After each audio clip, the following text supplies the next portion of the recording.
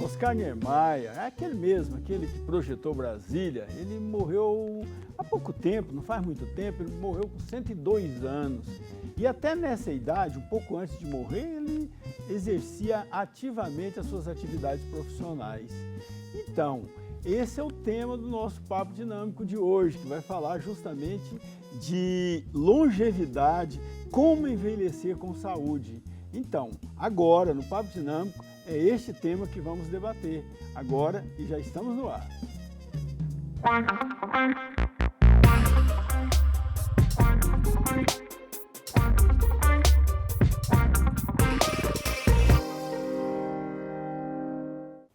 Olá, gente boa, muito boa noite, iniciando o Papo Dinâmico na PUC TV Goiás. Hoje nós vamos falar de envelhecimento com saúde, isto é, ter uma vida longeva, mas com saúde e em plena atividade, como foi o caso do Oscar Niemeyer. Estamos aqui hoje com a professora Lisa Valéria Torres, ela que é doutora em letras, professora da PUC Goiás, está aqui justamente para falar disso, ela que inclusive dirigiu por muito tempo a Universidade da Terceira Idade da PUC Goiás, a chamada UNAT. Professora Lisa, boa noite, seja bem-vinda. Boa noite, mais uma vez, muito obrigada pela recepção e pela escolha de um tema mais do que emergente, mais do que dinâmico, como o próprio programa diz. Então, você, juntamente com outros dois coleguinhas aqui, são organizadores dessa obra, né, desse livro, não sei se dá para mostrar aí, esse livro que trata justamente de assuntos relacionados à terceira idade, né, o envelhecimento que melhora com o tempo, né? Qual é o foco desse livro aqui? A questão da terceira idade, qual é o assunto, ou quais são os assuntos desse livro? Primeiro que esse título, algumas pessoas sempre me perguntam, mas como é que você percebe que o envelhecimento melhora com o tempo? Ele não piora? Não, gente, de fato ele melhora. Você sabe por que ele melhora? Porque a gente precisa já ter essa ressignificação de olhar um pouco mais abrangente para as questões relacionadas ao envelhecimento, porque ela exige não só uma ótica biomédica, mas melhora porque com a idade, os trânsitos da sua vida têm um outro tom.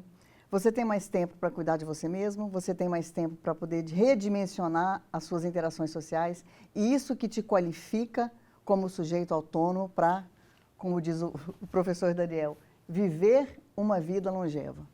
Então, ele melhora sim. O foco do livro é esse. Envelhecer, então, é uma oportunidade da pessoa melhorar as condições de vida? Como é que é? Não entendi. Envelhecimento, ele requer algumas nuances que, às vezes, estão um pouco mascaradas para uma sociedade que vê a velhice como contraproducente. Então, a gente precisa mudar esse olhar para pensar, olha, velho envelhece de forma diferente, inclusive hoje não se fala de velhice, mas fala de velhices, né? Nós temos várias maneiras de encarar esse processo, e, inclusive retirando os estereótipos de que todo velho é doente, que velhice é sinônimo de doença, que todo velho envelhece da mesma maneira. Então, se você modifica um pouco isso, você percebe que há algumas coisas que são benefícios, sim. Agora, a sociedade precisa mudar um pouco o olhar, avançar um pouco e tentar minimizar um pouco desses estereótipos, né? De mito da aprendizagem, de questões relacionadas à espiritualidade, questões relacionadas à forma como você transita nas suas relações sociais. E o foco do livro também é esse, já que ele traz experiências, relatos, artigos, em vários contextos onde se enquadra hoje a pessoa idosa. As organizações, de um modo geral, investem muito na juventude. A gente vê aí a torcida, Força Jovem, não sei o que Jovem, a Jornada Mundial da Juventude, os movimentos religiosos também investem muito na juventude, e outros tantos, né, eventos se faz para a juventude, os partidos políticos, o próprio governo também desenvolve programa para a juventude, e para o idoso também é vantagem, porque o pessoal investe na juventude pensando que investir na juventude está investindo no futuro, está investindo na preparação, digamos assim, da sociedade para o futuro. Investir na terceira idade, parece que o investimento poderá não ter retorno, porque quando tiver retorno, o idoso já faleceu e acabou, e a pessoa perdeu o dinheiro. É por aí, como é que faz? É vantagem? Ainda há interesse econômico, por exemplo, ou político, ou ideológico para investir na velhice? Essa é uma pergunta muito capciosa, né? E a gente é um terreno bastante pantanoso. Para a gente poder explorar isso, a gente precisa voltar um pouquinho no tempo. Eu não vivi nessa época, mas a história conta. Década de 20, década de 30, e mesmo em 1970, que foi o ano que eu nasci, não sei se é do conhecimento do espectador aqui e de você mesmo, de que eles não contratavam pessoas, Banco do Brasil, por exemplo, né, que naquela época, se você ser um funcionário do Banco do Brasil era uma coisa importantíssima. Eles não contratavam e você não tinha chance de fazer uma prova se tivesse mais que 25 anos. Inclusive, tem uma música emblemática do Marcos Valle, que eu não sei o título, mas que diz qualquer coisa assim: nunca acredite, não confie em quem tem mais de 30 anos. Mas ele escreveu essa música em 1974, não sei se você conhece. Então, vale a pena investir hoje numa pessoa que tem mais de 30 anos? Essa é a nossa realidade, né, gente? Não tem como a gente não atravessar isso. O Brasil vive hoje um dos trânsitos mais confusos, mais difíceis de transição demográfica no mundo. Uma transição demográfica acelerada, então, reconhecer esse fenômeno como presente e não como futuro é uma agenda mundial. Eu me lembro que lá nos idos de 2015, falávamos assim em sala de aula: nossa, daqui a 10 anos, segundo o Índice Brasileiro de Geografia e Estatística, o Brasil ocupará a 6ª população mais envelhecida do planeta. Em que ano nós estamos? 2025. Então, pensar sobre as questões que se desdobram sobre o fenômeno do envelhecimento é uma realidade, não tem como fugir disso. Então, como é que é? Eu não vou envelhecer? Hoje, eu estou menos velha do que amanhã. Então, esse é um processo que é completamente natural, irreversível, não tem como, tá? Você deixar de ser velho. Existem os botox, existem todos. Estávamos conversando velho, né? Sobre isso, ainda bem. Ainda bem, porque se não ficar velho, sinal que vai cedo, né? Vai embora Exatamente. Antes. E a gente precisa tomar muito cuidado com essas questões que fazem parte da nossa realidade, né? Como as questões da harmonização facial, essas coisas todas que estão contaminando a população, a juventude hoje. O brasileiro, o valor moral do brasileiro é a juventude, infelizmente. Eu me lembro que na minha juventude falávamos: o Brasil é um país de jovens. O Brasil não é mais um país de jovens, ele está velho. E a gente precisa discutir isso onde? A gente precisa discutir isso na educação, a gente precisa discutir isso com propostas intergeracionais. E, aliás, eu fiquei bastante satisfeita com um evento que aconteceu algumas semanas atrás, que fez com que os jovens hoje disponibilizassem um pouquinho do tempo para pensar sobre velhice. Será que eles conseguiram fazer isso? Será que o jovem de 17, 18, 19 conseguiu pensar sobre o envelhecimento, que foi tema do Enem? Tá, nós vamos falar do Enem daqui a pouco, mas você também dirigiu a UNAT, como nós já dissemos, UNAT, que é a Universidade da Terceira Idade. Qual foi a sua experiência nesse período aí? Que resultados você conseguiu avaliar e obter com esse trabalho? A Universidade Aberta à Terceira Idade vive na minha alma ainda, né? Eu abraço essa causa, eu fiz há muito tempo atrás, mas a experiência de 10 anos à frente do projeto de ação permanente, do Programa de Gerontologia Social, me trouxe uma mudança bastante significativa na maneira como eu própria encaro o envelhecimento. De fato, nós conseguimos, com vários projetos, várias ações, várias parcerias, modificar um pouco o olhar dessas pessoas e trabalhar a gerontologia social de maneira significativa. Em contraponto àquilo que nós conversávamos há uns anos atrás sobre a cultura BBB, que num primeiro livro nós pontuamos bastante isso, naquele livro que nós historicizamos as UNATs no Brasil. Então, falava-se que a UNAT no Brasil existe para lazer, então você proporciona bolo, baile e bingo. E nós nomeamos isso como cultura BBB. Não tem nada disso, né? A universidade hoje ela ocupa um papel fundamental na história e nas ressignificações das pessoas. E a PUC Goiás conseguiu contemplar isso de maneira bastante significativa, abraçando parcerias, envolvendo a população, inclusive trazendo o jovem, o graduando. O programa do voluntariado da PUC Goiás é um programa que tem uma expressão bastante significativa para dentro dos projetos de extensão da nossa universidade. Então, foi uma década de muitas conquistas, de muitas reverências, e conseguimos trazer famílias. Agora, uma coisa que me chamou bastante atenção: nós aumentamos expressivamente o número de homens não, Nath. Legal, Nós conseguimos fazer isso. Então, as mulheres trouxeram os seus maridos. É coisa que velhice é coisa, velhice é coisa de igreja. A mulher gosta só de ir à igreja. A pessoa idosa só gosta de ir à igreja. A pessoa idosa gosta de viver a universidade. Perfeito. Nós vamos fazer um pequeno intervalo, professora Lisa, e já voltamos. E nós vamos ver, então, como é que a gente deve lidar, né, com as pessoas denominadas 60+. Daqui a pouquinho a gente volta.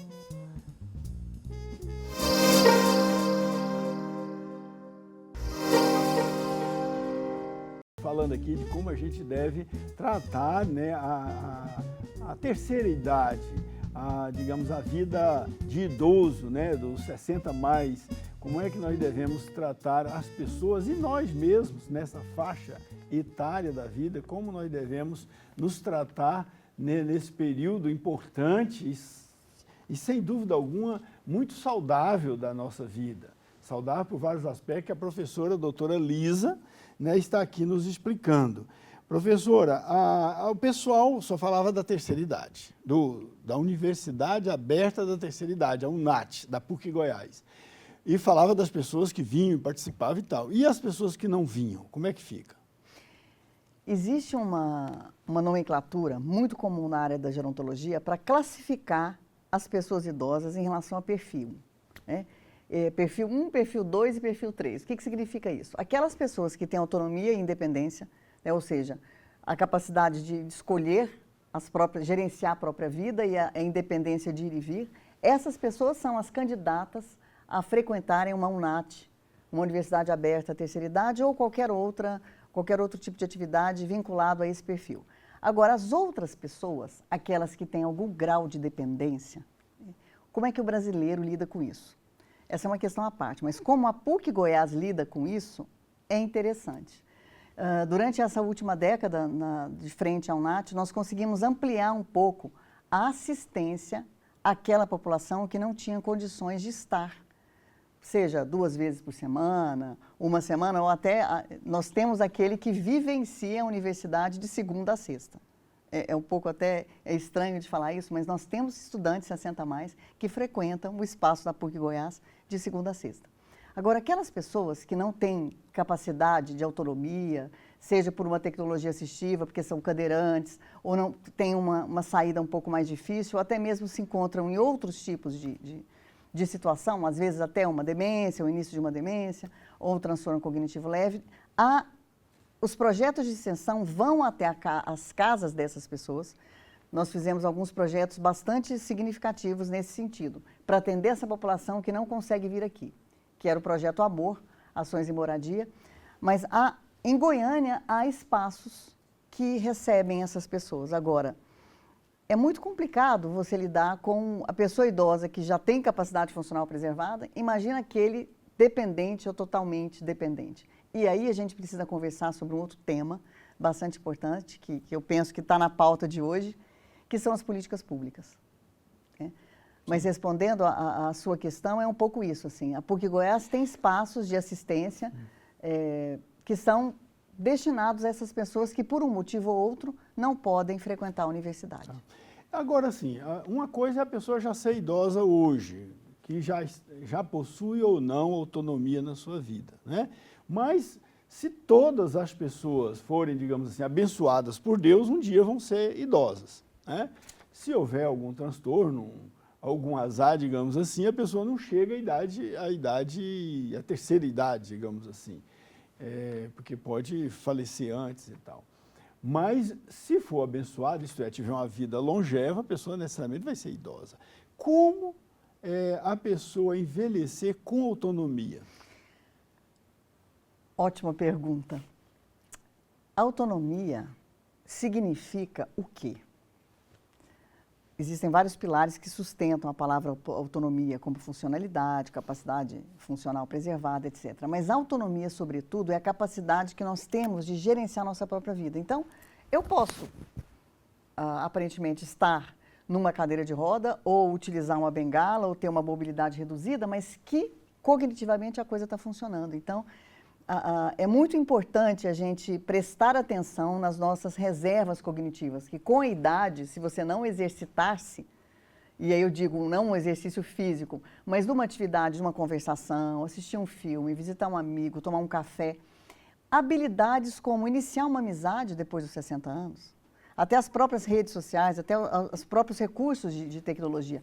Uma das principais disciplinas que lotavam logo de imediato, quando nós ofertávamos na UNAT, é a disciplina que incluía aplicativo para celular.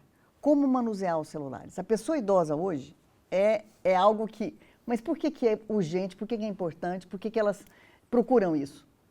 Hoje a gente vive numa sociedade que sem certas habilidades, né, para a gente até poderia ser básica, mas para uma pessoa idosa que não teve isso durante um certo tempo, é muito necessário. E nós conversávamos agora há pouco. Em Goiânia, a maioria dos restaurantes e bares não oferecem mais cardápio físico. Então, se você não tiver bateria, antes de bateria, não tiver um celular funcionando razoavelmente e você não souber ler um QR Code, você não acessa. Uhum.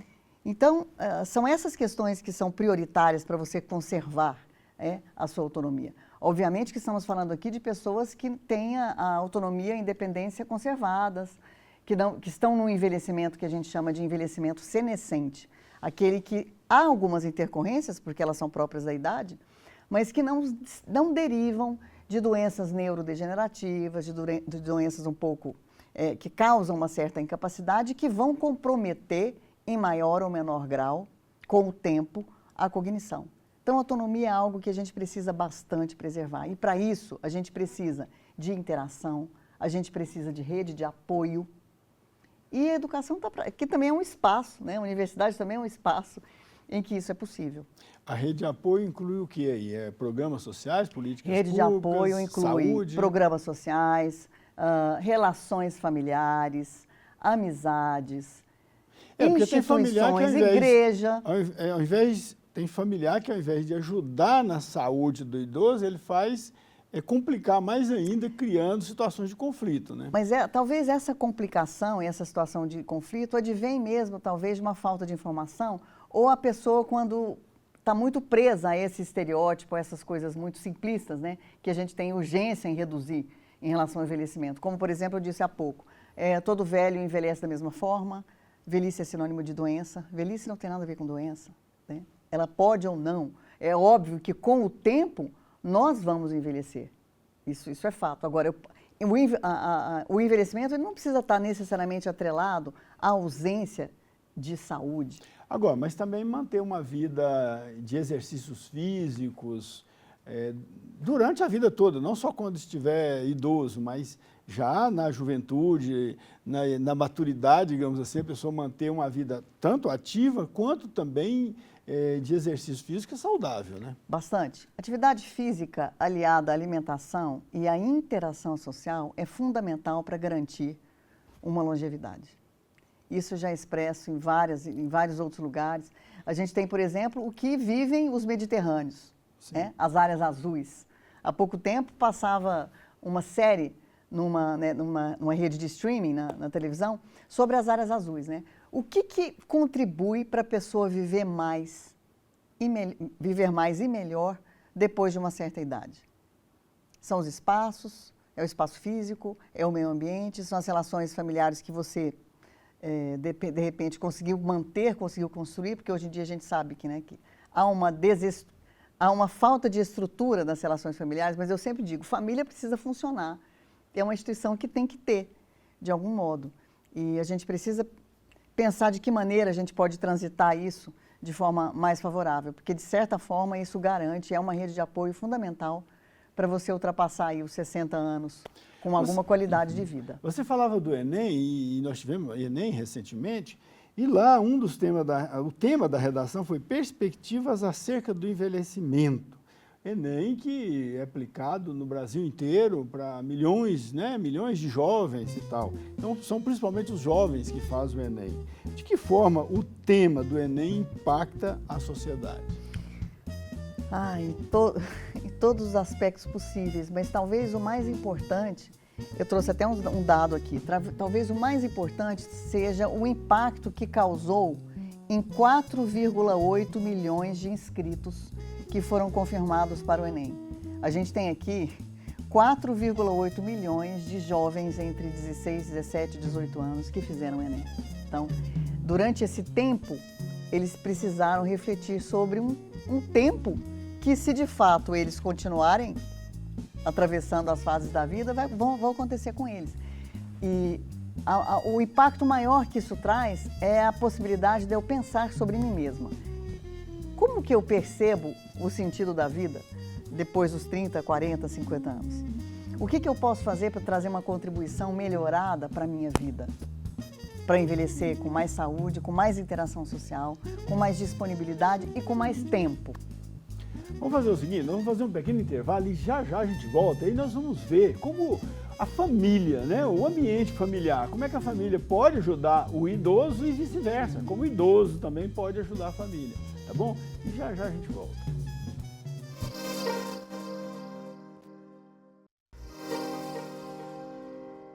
Já estamos de volta com o Papo Dinâmico, falando hoje de terceira idade, como envelhecer com autonomia. Nós estamos falando também de longevidade, né? A gente poder manter a vida ativa mesmo na velhice, né? Mesmo depois que a gente se torna aí um ancião. Você falava do ancião aqui nos bastidores, como é que é essa história aí do velho na organização, lá no Japão, como é que é? Existe uma história, não, uma cultura muito diferente da nossa, né? Eu sempre digo que o Japão, ele traz revelações, assim, impressionantes. Não só em relação a como as pessoas entendem do que é qualidade, mas o respeito ao legado construído. E isso não é história, né? Isso existe. As grandes empresas, as grandes instituições, os CEOs, seniors, eles são tão respeitados que, mesmo com mobilidade reduzida ou com ausência de alguma comunicação mais efetiva, a presença deles nas grandes reuniões é indispensável. Então, e lá tem essa coisa da tradição familiar, as empresas são de família, então o sênior participa das reuniões da empresa, mesmo não falando nada, mesmo não absorvendo tudo que está acontecendo ali, mas como figura de respeito. Isso é muito interessante. A gente trazer para a discussão em um país que não é mais jovem, mas em um país que ainda conserva o valor moral da juventude. Agora, isso aí nos traz para a temática desse bloco, que é justamente as relações familiares, né? O que a família pode fazer para, digamos, colaborar para que o idoso possa envelhecer de uma forma autônoma e de uma forma colaborativa também? Respeito à construção, aquilo que eles fizeram por nós, pelos familiares, respeito, e aqui eu digo o respeito e o cuidado. Porque o que acontece muitas das vezes? Infelizmente ainda, apesar das UNATs do Brasil, apesar dessas outras instituições, apesar dos filmes, né, a gente tem aprendido bastante a temática do envelhecimento com os filmes, que estão cada vez mais ao alcance de todos. As músicas, a gente tem que prestar atenção em uma coisa bastante importante. A pessoa idosa precisa ser respeitada no seu desejo, na sua vontade. O que acontece muitas das vezes? As pessoas laseirizam ou infantilizam a pessoa idosa. Então, a infantilização e a laserização definitivamente não respeitam, não dizem respeito à fase da vida chamada velhice. Então, assim, por exemplo, você se direciona para o seu filho, que chama João Pedro. Se você o chama de João, dificilmente alguém vai falar Joãozinho. Mas se o João Pedro tem 75, 80 anos, a pessoa vai direcionar um olhar de coitadinho, né? E que muitas das vezes é mascarado, mas isso não é excesso de carinho, não. Não é excesso de carinho. As pessoas tendem a confundir as coisas, né? A velhice é voltar a ser criança? Não. Se bem que todo mundo precisa conservar um pouco a sua criança interna em todas as fases da vida. Mas aí é um perigo, porque você desrespeita a construção, você desrespeita a dignidade, a vontade. Então, eu penso que as famílias precisam pensar nesse outro olhar de ver o velho. O velho de hoje não foi o velho de ontem. A gente vê isso aí, né? Imagina, década de 70, não existia nem concurso para pessoa acima de 25 anos. Pessoa com 25 anos já era considerada velha. Então, definir um sênior hoje é entender que os processos relacionados à velhice, eles mudaram. Nós estamos agora em outra época. Você está vendo aí a questão da relação com a própria tecnologia. as mudanças no comportamento social. Então, eu penso que o respeito a essa dignidade, né? E uma outra coisa que me preocupa bastante são essas outras instituições cuja missão é resgatar a cidadania. Quer dizer que, depois dos 60 anos, você deixa de ser cidadão? Uma das coisas que a gente combateu bastante aqui na UNAT da PUC Goiás, né, que não existe missão de resgate da cidadania nesse programa. Antes, pelo contrário. Você é cidadão e ponto, independentemente da sua idade, se for 40, 30 ou 75 anos. Então, esse cuidado com nomenclatura, cuidado com comportamento, cuidado nas relações, nos trânsitos dessas relações, são muito importantes para a gente tentar preservar um pouco isso, né? Como que essa relação pode acontecer de uma maneira mais efetiva? E nós estamos falando aqui das relações familiares, e que são, por vezes, entremeadas por relações intergeracionais. O que o novo pode aprender com o velho e o que o velho pode aprender com o novo? Tá, e o esforço que muitas vezes as pessoas, já prevendo a velhice, fazem para fazer alguma poupança, para guardar, para, quando tiver velho, ter uma certa autonomia para poder viajar e tal, e gastar esse dinheiro. E acaba que muitos familiares, filhos, netos, interferem nesse processo querendo dinheiro para gastar de qualquer jeito, ou com desculpa de fazer algum empreendimento e tal. Isso são posturas, quer dizer, a primeira postura do idoso, de querer fazer uma poupança, fazer uma reserva para si. E outra postura do familiar que tende a destruir essa poupança em nome de construir, digamos, um projeto empresarial. São posturas, eu imagino, equivocadas, não? Completamente equivocadas e culturais. Veja aí um exemplo de falta de respeito. A gente teve situações de enfrentamentos na pandemia muito tristes, né? De alienação parental, violência financeira. A gente pensa que a violência física, outros tipos de violência, sobrepõem a outras. E há uma situação muito séria em relação aos mais jovens, né? Os familiares daquela pessoa que trabalhou e hoje é aposentado.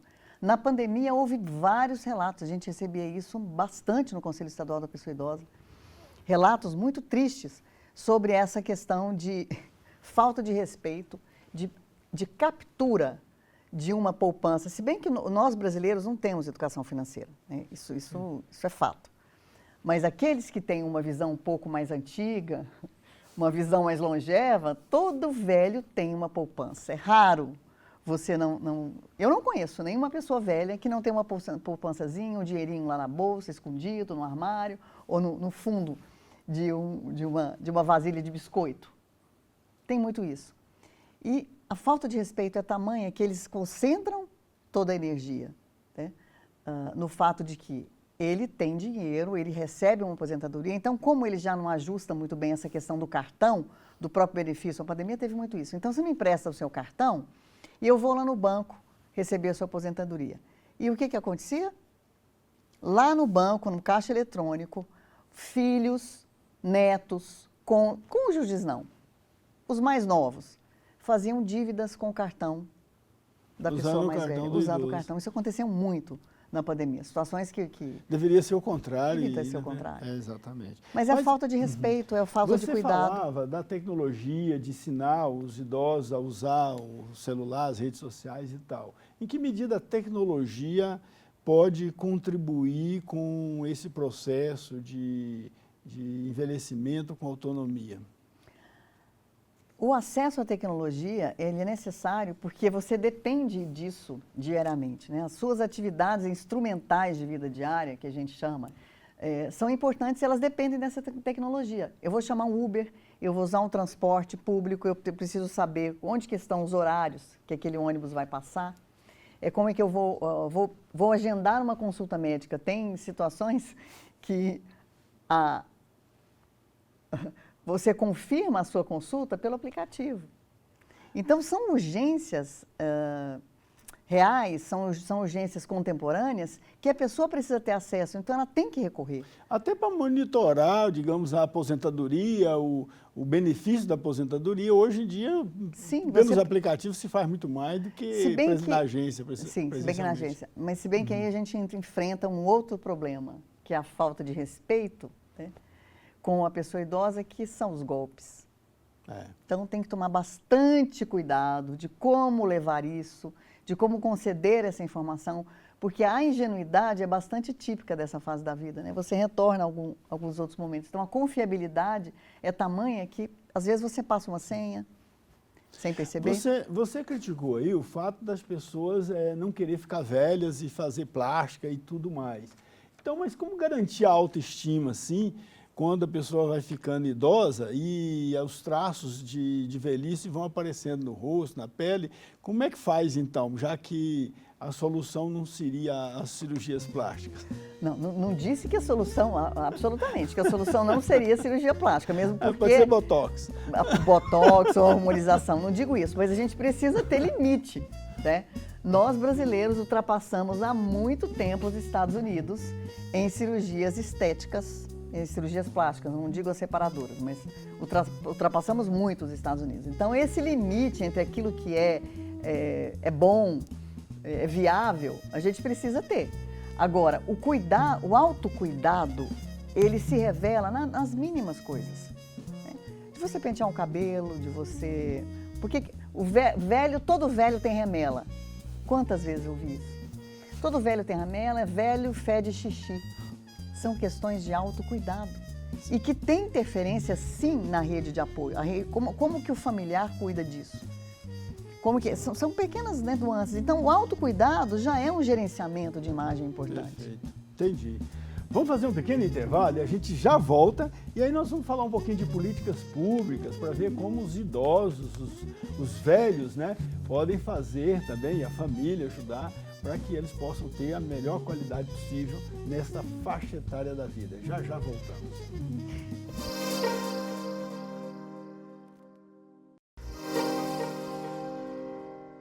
De volta com o Papo Dinâmico, hoje falando de envelhecimento com saúde, com a professora doutora em letras, Lisa Valéria Torres. E nós estamos aqui justamente tratando desse tema tão importante que é o envelhecimento, a gente poder envelhecer com saúde e envelhecer com atividade também, fazendo as coisas, independentemente de estar aposentado ou não, mas sempre, né, com a vida ativa, né? Professora Lisa, uma das saídas também para a pessoa que aposenta é, de repente, ocupar o tempo com outras coisas também, né? Com movimentos sociais, participando da atividade política, da atividade baixa, sei lá, ou de assistência social, não? Sim, voluntariado. Sim, exatamente, atuando. A gente percebe bastante a presença de pessoas mais velhas em hospitais. Tem um filme que chama O Velho Estagiário. O Senhor Estagiário. Sim. É um filme muito bom, porque ele mostra uma sabedoria, né? Para a menina jovem que conduz uma empresa e ele vai e acaba sendo o braço direito dela durante todo o filme. Aquilo ali é um exemplo clássico do que uma relação intergeracional pode promover. Quer dizer, a minha experiência, a minha sabedoria, a minha lida com os trânsitos da vida, né, e os seus desajustes pode favorecer uma pessoa nova, com pouca experiência. Como o mercado de trabalho pode aproveitar, digamos, todo esse conhecimento, essa bagagem que a pessoa idosa tem? Olha, o mercado de trabalho, ele aproveita pela experiência, ele aproveita pela resiliência e, sobretudo, pela inteligência emocional. Uhum. A pessoa mais velha, ela tem mais noção do que é perigo, do que não é perigo, do tempo, das coisas que você não consegue modificar, mas que você pode perceber com um pouco mais de sabedoria, a tratativa, a palavra, as decisões. O novo é muito mais imediatista, é muito mais para ontem. Inconstante também. É muito mais ansioso, né? Essa ansiedade própria da juventude que inicia no mercado de trabalho. Então, uma pessoa mais velha definitivamente faz bastante diferença num ambiente de trabalho, que é um ambiente bastante difícil hoje em dia, né? Competitivo. Sim. E o mercado? O mercado aproveita bem essa faixa etária? Porque geralmente o mercado é mais esperto, né? Uma outra pergunta perigosa, até de responder, mas vamos lá. Ele aproveita com vagas, como assim? Com vagas destinadas como tem em outros locais. A gente chega no shopping, por exemplo, tem mais vaga para idoso do que para gente normal, né? No estacionamento, normal, sim. Eu dizendo aqui, e olha que a gente não falou de política pública e me lembrei de uma situação. bastante importante, não sei se é de conhecimento de todo mundo, aquela vaga para pessoa idosa no ônibus, Sim. ela foi decidida durante uma conferência. No Brasil há uma coisa bastante bacana, que são as conferências nacionais, estaduais e municipais que acontecem de 4 em 4 anos. Então, o Estado e o município convida a pessoa, o cidadão com mais de 60 anos, para participar de reuniões cujo objetivo maior é o que para você é prioridade, o que para você não está muito bem definido em relação, é o que a gente chama de determinantes sociais, né? Em relação a transporte, saúde, o que precisa ser melhorado? Então, as pessoas ouvem os mais velhos, escrevem no relatório, o município passa para o Estado passa para Brasília. Brasília. Então, aquela vaga lá, ela foi possível de ser disponibilizada em função de uma conferência. Isso é uma política pública interessante. Né? Políticas públicas integradas para proteção, para equidade, para proteção social. Hoje em dia até desfile de moda tem, né, para idoso. Sim. Outra coisa importante, que outras políticas públicas existem hoje que beneficiam a terceira idade? Bom, se tem algumas, né? A política de proteção, equidade, as questões primordiais, eu acho que elas estão ainda meio entre fronteiras, mas a participação das conferências municipais e estaduais nas políticas públicas, elas são muito fundamentais. Então, hoje se discute bastante transporte, acessibilidade, assistência social, assistência à saúde. Nós já saltamos um bocadinho, assim, um degrau, eu diria. Tem políticas públicas sendo discutidas no sentido de se tornar políticas públicas, coisas que ainda precisam ser feitas, que não foram feitas, que não foram feitas para os idosos. Via governo, via instituições governamentais, não governamentais, essas instituições que representam a pessoa idosa, como eu disse para você, em conselhos, né? Aqui em Goiânia nós temos uma participação bastante efetiva, tanto do Conselho Municipal da Pessoa Idosa quanto do estadual. E a PUC tem cadeira representativa nos 2 conselhos. O presidente Lula tem dito nos discursos dele que o brasileiro que vai viver 150 anos já está vivo e que ele vai viver pelo menos 120 anos. Nós somos uma geração hoje com capacidade de viver 100 ou mais de 100 anos? Bom, antes de mais, que Deus o ouça. Mas se a gente não modificar a forma como a gente encara a velhice e o envelhecimento, eu acho difícil mudar. A gente precisa, de fato, de algumas injeções aí, bastante emergenciais para dar disponibilidade e motivação para a gente encarar alguns problemas. Isso em que essas dicas, essas injeções são injeções públicas do poder público ou de iniciativa própria? Injeções do poder público, de iniciativas privadas, de educação, né, de saúde, da própria instituição familiar.